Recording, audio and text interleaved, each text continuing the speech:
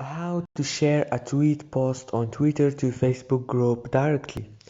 Hello guys, in today's video I'm going to show you how to share a tweet on Twitter to Facebook group. So all what you have to do is go to Twitter. Now this is the home page, as you can see right here. Go down, choose the post or the tweet that you want to share and click here.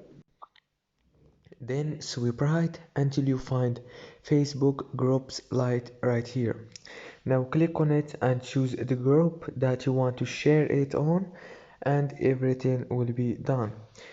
If this video was helpful, please don't forget to like and subscribe, and thank you so much for watching this video until the end. See you later and thank you so much. See you next video.